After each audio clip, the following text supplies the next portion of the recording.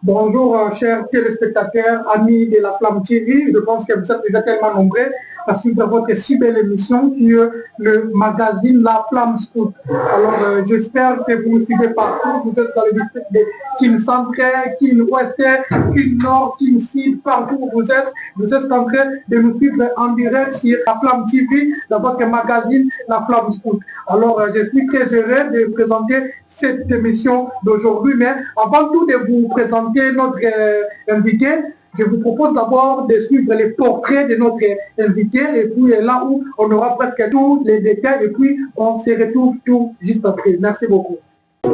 Dans l'univers du scoutisme congolais, certains noms résonnent comme de repères, de modèles et de baptiseurs. Aujourd'hui, parlons de Jolivet Ngiko, un homme de valeur, de transmission et d'engagement. Connu dans les mouvements sous les totems de chef au vibos généreux, il incarne un leadership inspirant au son du groupe scout Volcan, puissant du district scout Kinstud, formateur adjoint nommé en 2020.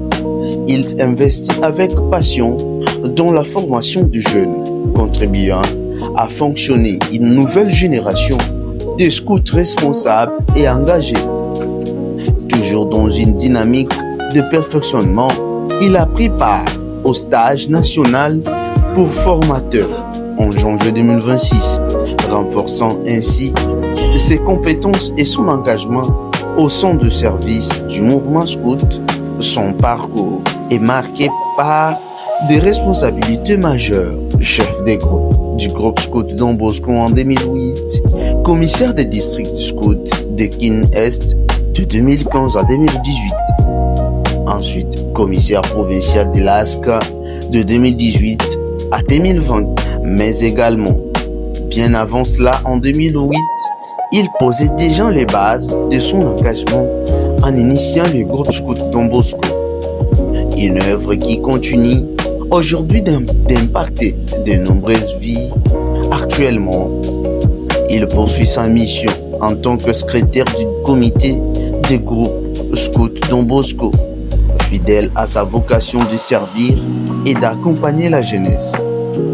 Un parcours exemplaire, une vie au service de la jeunesse, un véritable artisan de l'idéal scout.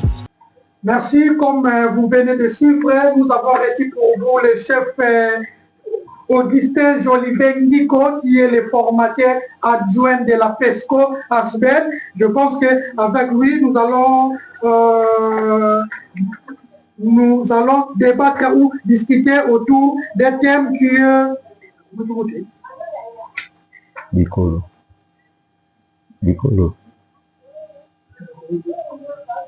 Ok, pardon. Avec lui, nous allons tourner autour d'un thème qui est l'importance de l'exercice des formateurs et l'importance de l'exercice des formations chez les responsables d'audit ou gestionnaires de structures au sein de la PESCO Asbel. Alors, sans plus tarder, je salue déjà mon invité. Chef, bonjour. Bonjour, monsieur le journaliste. Je pense que vous allez très bien, chef. Oui, ça va. Donc, c'est votre deuxième fois déjà de passer dans notre magazine La Flamme Scout. Dernièrement, vous étiez dans notre émission qui parlait beaucoup plus de d'unité troupe, mais aujourd'hui, je vous ai reçu dans notre émission magazine La Flamme Scout. Tout d'abord, votre impression de participer encore dans notre si belle émission. Merci beaucoup, chef. C'est pour moi un honneur de revenir encore dans ces plateaux pour échanger autour des thématiques scout. C'est une fierté pour votre magazine de toujours solliciter des chefs qui ont un peu de compétences pour exposer ce que le scoutisme. Merci beaucoup, chef. Vous venez aussi de regarder avec nous votre portrait. J'ai dit d'abord un coup de chapeau parce que vous m'avez surpris avec votre portrait synthétique de ma personne. Souvent, je n'aime pas parler de moi. Alors, je pense que ça serait pour moi ou pour les autres de me découvrir. J'ai dit un grand chapeau à celui qui a réalisé cela. Merci beaucoup. Comme j'avais déjà dit, aujourd'hui, nous parlons autour d'un thème qui est l'importance de l'exercice des formations chez les responsables d'audit ou gestionnaire du soutien au sein de la PESCO. C'est une émission purement pédagogique. Alors, je vous exhorte déjà de prendre des livres, des books, comme on dit en anglais, ainsi que des cahiers, des stylos pour écrire, parce que nous serons beaucoup plus pédagogiques vraiment à travers notre chef Augustin Jolivet Ndikou, dit le chef au Bibos Généré. Alors, chef, de l'entrée du jeu déjà, je voulais d'abord dans notre première partie qu'on parle de l'importance des cursus de formation des adultes dans le scoutisme. En tout cas, chef, vous avez vraiment quand même le temps de faire votre exposé de moi. Ok, je vais vous compléter parce que dans la première partie, nous avons parlé de l'importance des cursus de formation des adultes dans le scoutisme. Et deuxième point, de la catégorisation des adultes au sein de la FESCO. Voilà. Ok. Mais avant de commencer mon exposé, je vais vous faire rire un peu. Imagine quand vous marchez, des grandes personnes avec des barbes, des cheveux blancs, les gens vous disent « Bana scout ». Ça vous dit quoi? Bana scout. Souvent, nous avons peut-être parfois la petite rétorquée en disant que non, voilà. Et les mots sont un peu délicats. Ok, je suis parti par là pour présenter une petite introduction de ce que les gens doivent comprendre du scoutisme.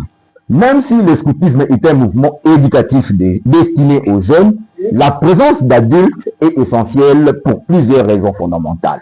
Premièrement, c'est l'encadrement et la sécurité. Les activités scouts, les camps, les hikes, les raids, les randonnées, les feux, cuisine et autres comportent des risques. Les adultes sont là pour garantir la sécurité physique et morale des jeunes. Ça, c'est une première raison de la présence des adultes. La deuxième, c'est les rôles éducatifs. Le scoutisme est un mouvement éducatif fondé notamment par Robert Baden-Powell. Son idée n'était pas de laisser les jeunes seuls, mais de les accompagner. Les adultes jouent le rôle de guides, moteurs et éducateurs, pas des chefs autoritaires. Une troisième raison, transmission des valeurs. Les adultes aident à transmettre les valeurs scouts aux jeunes, entre autres l'autonomie, la solidarité, le respect, la responsabilité, l'engagement. Ils servent aussi des modèles ou des exemples concrets. 4. Organisation et continuité. Les jeunes grandissent et quittent le mouvement avec le temps. Les adultes doivent assurer la stabilité et la continuité du mouvement. Nous avons une méthode propre à nous, la méthode scout. Cette méthode révèle l'importance aussi des adultes, accompagner sans diriger à la place. Dans le scoutisme, on parle souvent de pédagogie par action. Les jeunes prennent des responsabilités, mais les adultes sont là pour conseiller, soutenir et corriger si possible. Bref, le scoutisme est bien un mouvement des jeunes, mais pas sans adultes. Les adultes ne sont pas là pour remplacer les jeunes, mais pour les aider à grandir, à apprendre et à devenir autonomes. Voilà ma petite introduction pour faire comprendre aux gens pourquoi dans le scoutisme, il y a la présence des adultes. Voilà. Pardon, je vais un peu vous relancer. Quand vous dites que non, le scoutisme ne forme pas de chefs autoritaires, cela veut dire? Non, vous m'avez mal capté. Oui. J'ai dit ceci. Les adultes jouent le rôle de guides, mentors et éducateurs. Pas de chef autoritaire. Cela veut dire quoi, chef? Il est là seulement pour donner des ordres. Faites ça! Non. Ça fait aussi partie de la formation scout quand même. Parce que là où il n'y a pas de l'autorité, peut-être qu'il y aura de laisser aller. Non, il y a une différence entre autorité et autoritaire. Attention. Nous sommes là pour accompagner les jeunes. L'autorité, oui, c'est le respect. Donc, entre le jeune et l'adulte.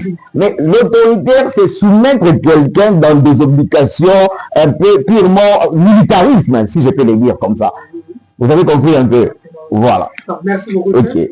Évoluons. Alors, Pour aborder le sujet qui nous intéresse, comme vous l'avez dit, nous, dans la première partie, nous allons parler maintenant de l'importance des cursus de formation des adultes dans le scoutisme. Du cursus. Le cursus de formation des adultes dans le mouvement scout joue un rôle essentiel pour garantir la qualité, la sécurité et l'impact éducatif du scoutisme. Qualité, sécurité et impact éducatif du scoutisme. Voilà pourquoi ils sont si importants. 1. Assurer l'éducation de qualité. Le scoutisme repose sur des principes appelés principes fondamentaux du scoutisme. Ces principes utilisent une méthode spécifique qui comprend 8 éléments à savoir: loi et promesses, apprentissage par action, progression personnelle, vie en petits groupes, relations entre jeunes et adultes, la vie en plein air, la nature, les cadres symboliques, l'engagement communautaire. Je crois que c'est aussi un grand sujet que vous pouvez aussi inviter un autre formateur ou formateur pour parler uniquement de la méthode scout. Les adultes formés comprennent le mieux ces principes et savent les appliquer efficacement auprès des jeunes. Voilà le point sur la qualité. Garantir la sécurité des jeunes. Les responsables adultes sont chargés d'encadrer des différentes activités, parfois exigeantes.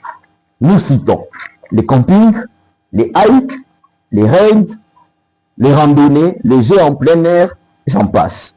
Une bonne formation permet de maîtriser les règles de sécurité, la gestion des risques et les premiers secours.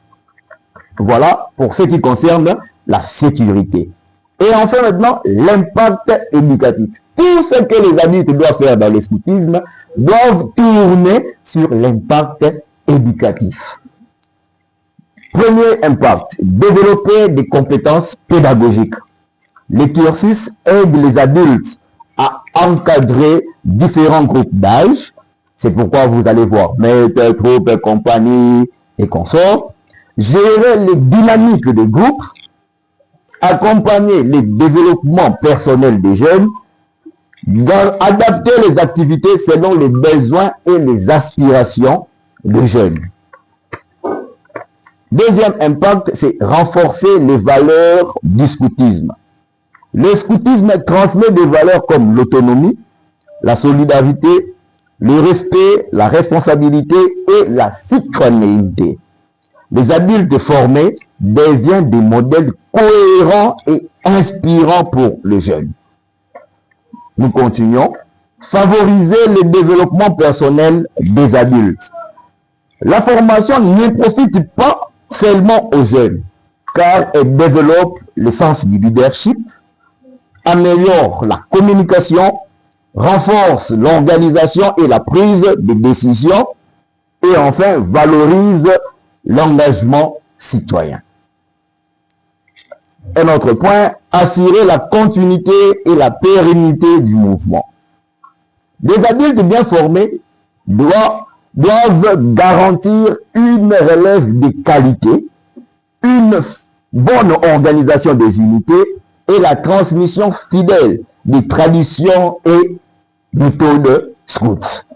Alors, pour finir dans l'impact éducatif, parmi les points que nous avons ciblés, il faut aussi adapter le scoutisme aux réalités modernes. Les cursus permettent d'intégrer les thèmes d'actualité, entre autres, protection de l'enfant, inclusion et diversité, à l'abri à la maltraitance. Ça, c'est un grand thème maintenant que le scoutisme commence à exploiter pour remettre les gens qui déroutent sur la voie scout. Environnement et développement durable, les ODD, santé sexuelle de reproduction et enfin l'utilisation responsable des technologies, le NTIC. Ok, chef, je pense que vous avez... mais je peux quand même vous relancer un peu. Mais il y a beaucoup de questions qui s'opposent à propos de l'appris à la maltraitance. Je me réserve parce que c'est un sujet très sensible. Mais on peut quand même Très sensible dans ce sens que les gens doivent être non seulement informés, mais formés aussi. Oui. Vous comprenez? Parce que c'est tout un cours qui a beaucoup de volume. Si vous consultez les documents en ligne du Bureau mondial. Parce qu'actuellement, dans des stages avancés comme les Hood Badge, formation pour formateurs ou formateurs, on exige maintenant, il faut avoir les certificats de ces cours-là. Oui, donc c'est ce que j'ai dit. Les gens doivent être non seulement informés, mais formés. Alors, mais si vous voulez me faire entrer dans ce débat-là, oui, c'est vraiment très sensible. Voilà pour ce que je peux dire par là. Ok, je peux continuer. Il est à noter que nous avons trois cursus de formation des adultes au sein de la FESCO. Le premier cursus, c'est le cursus des chefs d'unité. Le deuxième cursus, c'est le cursus des administrateurs ou gestionnaires. Et le troisième cursus, c'est le cursus de formateur. Chaque cursus de formation répond à 3 niveaux ou stages bien précis. Prenons le cas chez les responsables des jeunes, communément appelés les chefs d'unité. Nous avons le premier stage, c'est le camp école, le camp training et enfin le camp Hood Badge. Donc, un adulte qui assiste dans ces 3 stages, il est qualifié pour prendre une unité en sa charge. Donc, il est spécialiste de cette unité. La deuxième catégorie, c'est chez les responsables d'adultes. C'est ce qui nous intéresse ici. Il y a aussi 3 niveaux. Nous avons les stages d'insertion, les stages de leadership et les stages de mastership. Est-ce que vous parlez plutôt de responsables d'adultes, mais est-ce que les écoliers aussi peuvent être déjà des responsables adultes ou ce sont des routiers, des navigateurs? Malembe.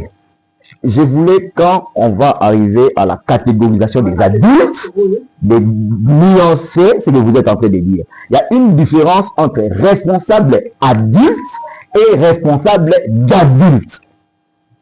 J'en parlais. Ok. Voilà. Troisième cursus, c'est le cursus des formateurs. Chez les formateurs aussi, il y a 3 stages. Il y a les stages préliminaires, les stages pour formateurs adjoints, et puis les stages pour formateurs. D'où chaque adulte doit bien être formé selon son cursus et la responsabilité qu'il occupe au sein de la fédération. Ok. Alors, pour conclure ces premiers points de la première partie du cursus, les cursus des adultes sont indispensables pour maintenir un scoutisme sûr, éducatif et fidèle à ses valeurs, tout en permettant aux adultes eux-mêmes de grandir et de mieux servir les jeunes, mais aussi le mouvement. Voilà, là, nous venons de expliquer notre premier point de la première partie. La catégorisation des adultes s'inscrit dans la politique nationale des adultes et dans l'organisation fonctionnelle du mouvement. Alors, pour répondre d'abord à votre préoccupation sur les responsables adultes et les responsables d'adultes, cette notion nous renvoie, pour parler de responsables adultes, on voit tous les adultes bénévoles qui disposent et occupent des responsabilités afin de faire évoluer les mouvements scouts, parmi lesquels nous avons le chef d'unité, les administrateurs, les membres des comités, les aumôniers et les formateurs. Alors, pour être pratique, votre question était si le chef d'unité est un jeune. C'est ça, non? Dans notre politique, toute personne qui entre dans le cursus de formation, tel que je l'ai dit ici haut, n'est plus jeune. Parce que nous avons 2 choses dans le scoutisme, 2 choses majeures. à retenir, nous avons les programmes de jeunes. Dans les programmes de jeunes, on voit pratiquement les jeunes de 6 à 25 ans, d'après le scoutisme au sein de la FESCO au Congo. Toute personne qui est au-delà de 25 ans, il est automatiquement adulte. Mais qu'est-ce que nous remarquons sur terrain? Il y a maintenant des jeunes qui assument déjà des fonctions des adultes au sein du scoutisme. C'est ça, merci, mais par là, je vais vous relancer un peu. Que pensez-vous de la présence des jeunes de 4 ans, de 3 ans, voire même 20 ans, participer dans des formations camp école et camp training? Parce qu'apparemment, vous parlez aussi de ça, mais je voulais seulement vous relancer un peu. Pour être vrai, vous et moi, oui, vous allez comprendre que d'abord, notre politique, que ce soit du programme des jeunes et des adultes, date de 2012. Oui. Et actuellement, nous sommes en 2026. Donc, plus de 14 ans passés. Ça devait être révisé. Pourquoi? Parce que le scoutisme évolue dans les temps et dans l'espace. Selon la réalité qui se passe sur le terrain, si vous descendez dans des groupes, vous allez voir que ces adultes de 26 ans au-delà n'ont plus assez de temps pour venir s'occuper des jeunes. Alors, nous sommes confrontés à la réalité du terrain. Alors, personnellement, en tant que formateur, nous n'encourageons pas ça, de voir ces jeunes-là, parce que si vous regardez bien le programme de jeunes, il y a ce qu'on appelle les objectifs éducatifs finaux des branches. Alors, quand l'enfant a brisé l'étape, nous aussi, nous sentons un déséquilibre dans son parcours. Vous voyez? Alors, je pense que c'est aussi le travail que l'équipe à la formation doit s'y mettre pour qu'à la prochaine conférence, soit extraordinaire ou ordinaire, qu'on puisse revisiter nos politiques. En sciences ou en scientifique, c'est comme ça que je peux répondre à cette préoccupation. Oui, chef, je pense que vous avez aussi quelques mots pour compléter votre exposé sur la catégorisation. Oui, nous continuons. Là, je vous ai montré d'abord les responsables adultes. Donc, dans le scoutisme, quand on parle des responsables adultes, c'est tout. Cette catégorie, les chefs d'unité, les administrateurs, les formateurs, les aumôniers, les membres du comité, des différents comités, ils sont des responsables adultes au sein de la FESCO. Voilà. Merci. Tandis que les responsables d'adultes, dont le travail m'a été confié pour cette conférence, vous allez comprendre que là, c'est uniquement des administrateurs, des gestionnaires ou des managers du mouvement. Eux assument le bon fonctionnement des structures. Je crois que quand je vais présenter les différentes catégories, je vais revenir parce que le gros du travail, c'est dans ces côtés-là. Alors, la politique nationale des adultes identifie 3 grandes catégories des adultes au sein de la FESCO. Première catégorie, c'est les responsables des jeunes, les chefs d'unité. Eux sont directement en contact avec le jeune. Exemple, les chefs de branche ou chefs d'unité et leurs assistants. Leur rôle, premier, c'est de mettre en œuvre les programmes des jeunes. 2, encadrer et accompagner les jeunes. 3, appliquer la méthode scout. Ici, l'outil de base, c'est les documents qu'on appelle programme des jeunes. Voilà. Deuxième catégorie des adultes au sein de la FESCO. Maintenant, nous avons les responsables d'adultes. J'ai dit ici que ce sont les administrateurs, les gestionnaires ou managers du mouvement. Eux assurent le bon fonctionnement des structures. Alors, exemple, les membres des différentes maîtrises du groupe. Les chefs de groupe adjoints, secrétaires, financiers. Nous avons les commissaires des districts et leurs collaborateurs. Ce sont des responsables d'adultes. Ouais. Les commissaires provinciaux et leurs collaborateurs. Les commissaires généraux et l'équipe nationale. Voilà les responsables d'adultes. Donc, si je comprends bien, dans la catégorisation, nous avons les responsables d'adultes et les responsables des adultes. Non, non. Je crois que c'est ça. Non, non, c'est pas ça. C'était Je disais que je faisais la différence entre responsables adultes au sein du scoutisme. C'est tout le monde. Les chefs militaires, tous les adultes. C'est ça aussi qu'on appelle responsable adulte. Je voulais juste faire la différence pour que les gens ne pensent pas que c'est un jeu de mots. Donc, responsable adulte et responsable d'adulte. Non. Donc, quand on parle de responsable adulte, c'est tous les adultes. Tous ces bénévoles-là. Mais quand on parle des responsables d'adultes, il y a une spécificité de personnes bien ciblées, dont je viens d'énumérer si haut. Alors, leur rôle, c'est d'organiser, donc organisation et coordination, gestion humaine, administrative, financière et logistique, et enfin, suivi et supervision des différentes instances. Ici, l'outil de base, c'est tous les documents réglementaires.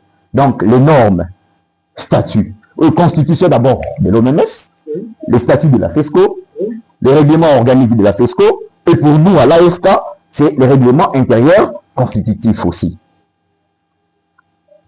Alors, dernière catégorie maintenant, c'est les responsables des formations, qu'on appelle communément les formateurs. Responsable des formations. Des formations.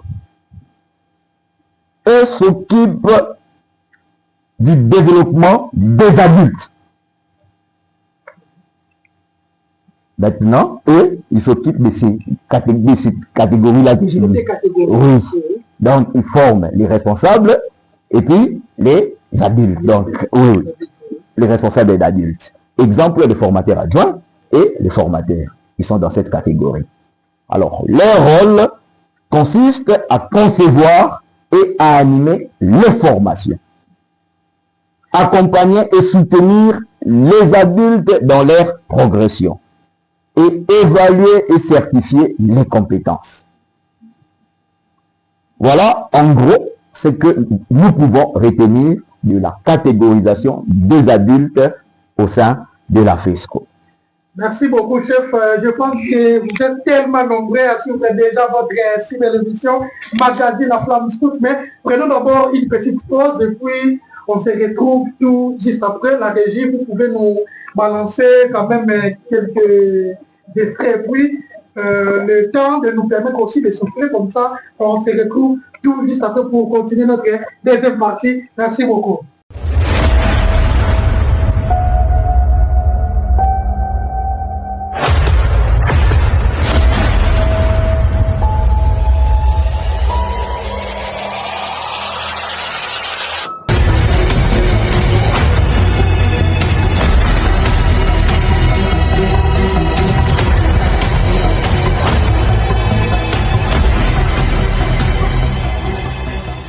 Ok, merci beaucoup. Nous sommes de retour dans notre plateau de Magazine La Flamme School.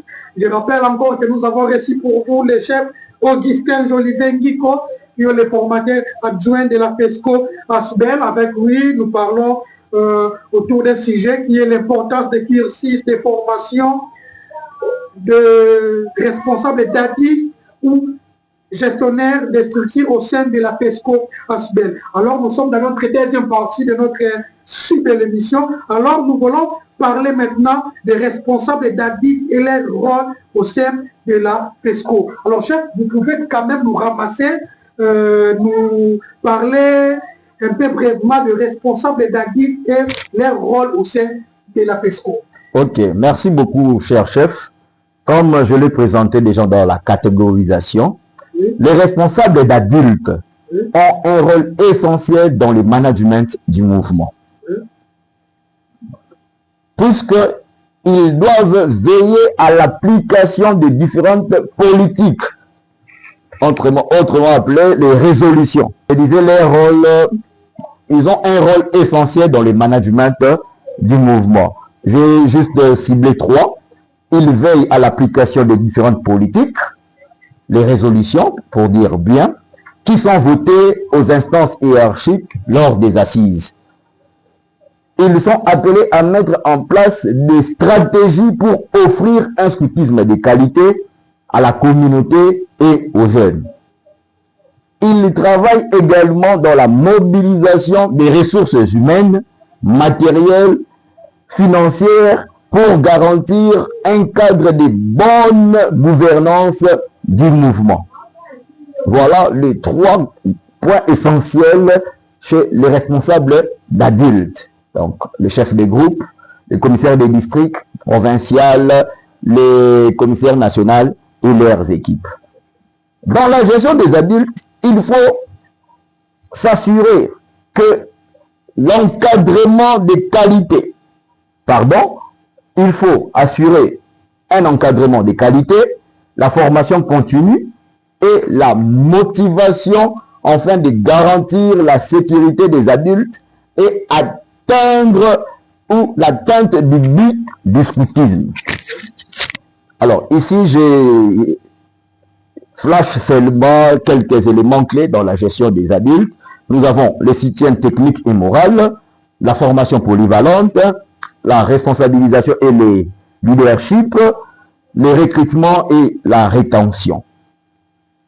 La gestion des adultes vise à ce que ces derniers travaillent en équipe. C'est pourquoi vous voyez des commissariats ou de maîtrise des groupes.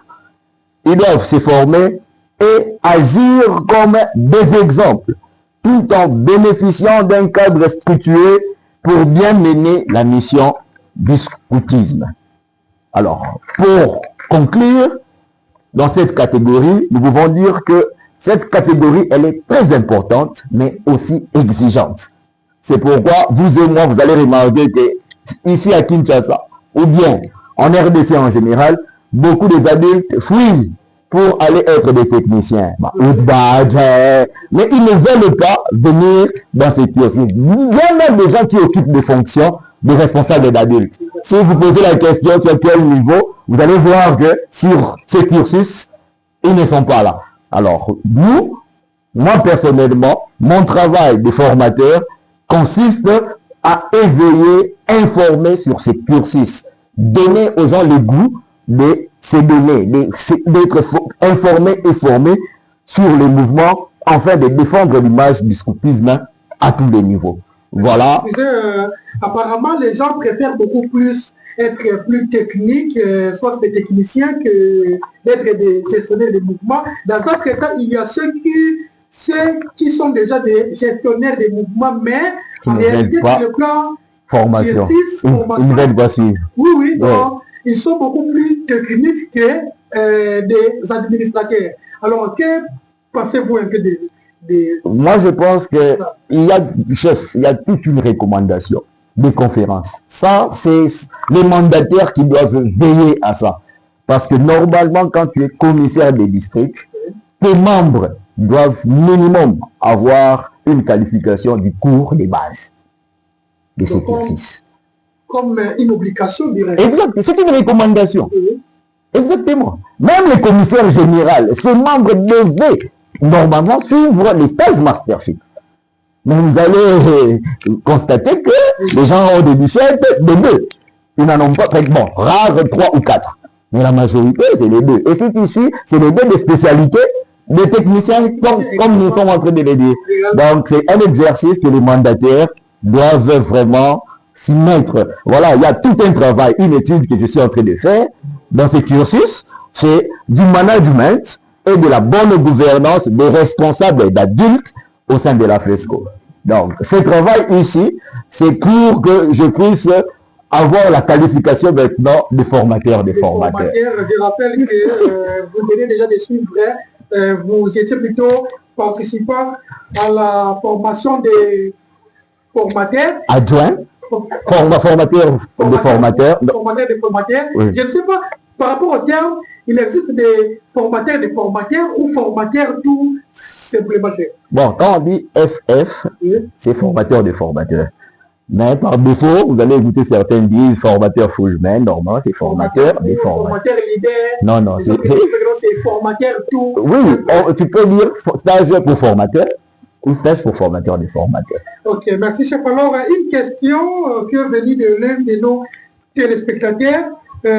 Ils veulent comprendre c'est quoi la communauté de routiers. Parce que quand on parle de la communauté de routiers, on voit aussi parfois des adultes dans cette communauté, mais là-bas, on les appelle souvent les routiers. Alors, qu'est-ce qu'on peut comprendre dans la communauté des routiers?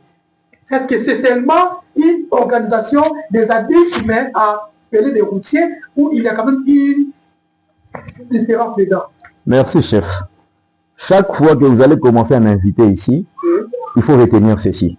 Moi, j'expose ce que disent nos textes, ce qui sont reconnus officiellement. Je ne vois pas dans nos textes, là on parle des communautés des routiers. C'est quelque chose que les gens eux-mêmes, ce qu'on appelle les chartes, conventions. On s'est entendu que dans notre groupe ou dans notre contrée, nous voulons faire une communauté des routiers. C'est l'exemple des fraternités, les amis de Baden-Powell. Vous avez déjà écouté ces histoires-là. Mais dans nos statuts réglementaires, il n'y a pas de place pour ça. Donc cela n'est pas reconnu officiellement. Ce sont des choses officieuses. Et ce sont des structures ou des organisations. La fédération aussi a autorisé cela? Non, c'est ça que j'ai dit. Non. Non. Non. Parce que si la fédération avait autorisé cela, on devait le voir soit dans les statuts, soit dans les règlements organiques. Mais il n'y en a pas. Merci beaucoup, chef. Mais... Je ne vais pas aller aussi dans des débats de coordination. Oui, ça c'est pas, parce que là aussi, ça pose un problème. Donc, ce sont des organisations internes qui ne blessent pas. Non reconnues. Oui, mais qui ne blessent pas les mouvements. Alors, ils peuvent faire ce qu'ils veulent. Merci beaucoup, chef. Mais une question aussi par rapport à ceux qui nous suivent depuis l'intérieur du pays se pose aussi beaucoup de questions parce que nous voyons il y a des administrateurs, des adultes qui portent les foulards, par exemple national ou de district, mais accompagnés des dépôts de départ. Est-ce que cela est normal dans le scoutisme ou c'est contre le mouvement? Déviation, c'est contre le mouvement. Parce que je crois bien c'est la 3e conférence nationale extraordinaire qu'on avait interdit aux adultes. Parce que dans les temps, les commissaires aussi portaient des nez d'épaule. Mais après cette conférence, on a dit non. Pour tous ceux qui sont dans le cursus des adultes, il n'y a plus question de nez d'épaule. Le nez d'épaule reste pour les jeunes et les chefs des unités. Donc, par exemple, peut-être tu peux me dire qu'un spécialiste badge, s'il est dans ses exercices, il peut porter le nez d'épaule et ça, c'est beaucoup mieux pour les techniciens. Exactement. Mais voir un commissaire national avec le nez d'épaule, c'est une déviation. Ok, merci beaucoup, chef. Alors, qu'est-ce que nous pouvons retenir d'une manière générale? Ok. Par rapport à la catégorisation, nous pouvons retenir que cette structuration que j'ai présentée permet à la FESCO d'assurer une organisation claire, une formation adaptée et une bonne répartition des responsabilités, garantissant ainsi le bon fonctionnement du mouvement scout en RDC. Alors, en même mot, je peux te dire ceci, cher chef, le besoin de formation des adultes dans le scoutisme doivent se baser alors soit aux besoins et aspirations des jeunes, c'est l'éducation, soit aux besoins institutionnels ou de bonne gouvernance, c'est chez les responsables d'adultes, ou les renforcements des capacités pédagogiques ou andragogiques, c'est chez les formateurs. Voilà ce que vous pouvez retenir dans mon exposé d'aujourd'hui sur l'importance des cursus de formation chez les responsables d'adultes au sein de la FESCO. Retenez 2 choses. Dans la qualité d'abord de formation. Moi, je crois que chaque district est libre d'organiser cela. Mais il doit bien choisir les directeurs pédagogiques pour que les résultats attendus. Parce que quand on vous choisit comme directeur pédagogique, c'est pour vous dire, on vous confie un besoin que vous, en tant que directeur pédagogique, vous devez travailler pour qu'il y ait un bon résultat pendant le parcours de la formation. C'est ça que j'ai dit, la qualité. Mais qu'est-ce que nous constatons? Apparemment, à Kinshasa, nous voulons maintenant la quantité. Donc, et ça là-bas, sans tenir compte de qui est venu. Parce que même ces stages-là, il y a des critères qui doivent venir. Alors, moi, je pense que la part est partagée. nous, les formateurs, parce que vous m'avez lancé déjà pour dire les jeunes de 20 ans qui assistent là-bas, pourquoi, tout ça. C'est comme il y a hein? Exactement. Voilà pourquoi je suis parti de la qualité et de la quantité. Donc, la charge est partagée. C'est à nous aussi, formateurs, de retravailler aussi cela. Donc, au niveau de l'équipe de formation des districts, provinces, nations.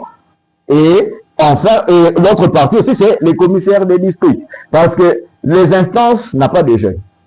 Ceux qui viennent là, ils viennent des groupes. Et les groupes sont gérés par les districts. Donc, c'est au district aussi d'être plus rigoureux pour permettre aux formateurs de faire un bon travail. Voilà. Merci beaucoup. Je pense que nous sommes arrivés presque à la fin de notre émission.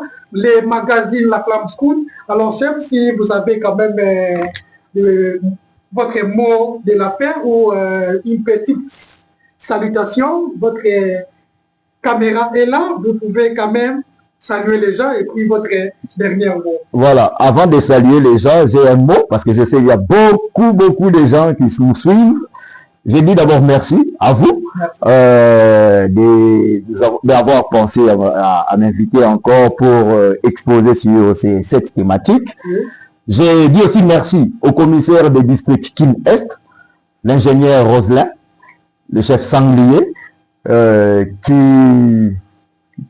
nous a donné la charge pédagogique du cours préparatoire. Donc, ce que nous venons d'exposer ici, pour les responsables d'adultes, le cours préparatoire Kin Est, qui va commencer du 29 avril au 3 mai au centre CPK Djili Quartier 3. Donc, nous invitons tous les responsables adultes du district de venir prendre part et partager cette expérience. Et maintenant, pour les salutations, je crois bien que je salue d'abord tous les scouts de Kinshasa, du district scout Kin Est particulièrement, du groupe scout Don Bosco, que j'aime beaucoup. Je salue aussi ma famille, les Burunda, qui m'ont toujours soutenu et qui continuent à me soutenir. Je pense à tous les anciens élèves de Don Bosco. Voilà, merci. Merci beaucoup. Nous sommes arrivés presque à la fin. Comprenez que nous avions reçu pour vous le chef Augustin Jolivet-Nico plutôt, qui est le formateur adjoint de la FESCO Asbel. Alors, nous sommes presque à la fin. Je ne peux pas terminer cette émission sans saluer ou remercier l'équipe technique qui m'a toujours accompagné. Là, je vois le chef Jérémy Kalombo du Guépard. Et puis, je vois aussi le directeur technique, le chef Marcassé Bouza, chef Nixon. Et puis, je vois aussi le chef Ian du chef Caleb Kajou. Et puis, je remercie aussi tout le monde. Les scouts des districts Kin Est, district Kin Sud, Kin Nord, presque tous les districts. Et puis, sans oublier les champs du scout de l'ASCA sur WhatsApp. Je pense que vous êtes là. Partagez vraiment, partagez. Et puis, sans oublier aussi Madame Liliane Poula, éclairage public. C'est par là que nous terminons cette émission. On se revoit à la prochaine occasion. Merci beaucoup.